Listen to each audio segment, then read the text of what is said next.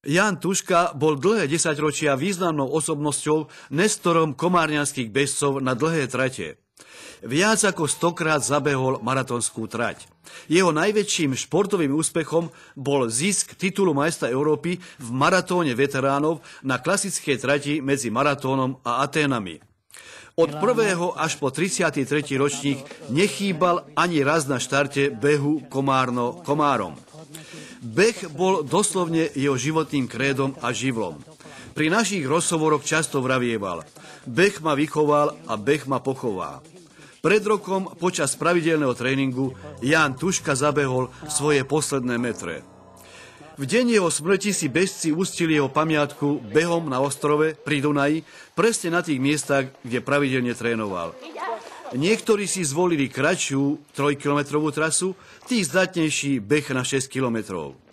Na pamiatkový beh prišli bežci z Komárna, z Kolárova, zo Svätého Petra, z Moče, z Novej Stráže a z Hronovca. Najmladší účastník Áron Segedy bol zo Šamorína a najstarší 74-ročný Jozef Hilbert z Komárna. V závere pamiatkového behu hlavní organizátori podujatia Zoltán Béni a Marta Vargová všetkým bežcom odovzdali účastnícke diplomy.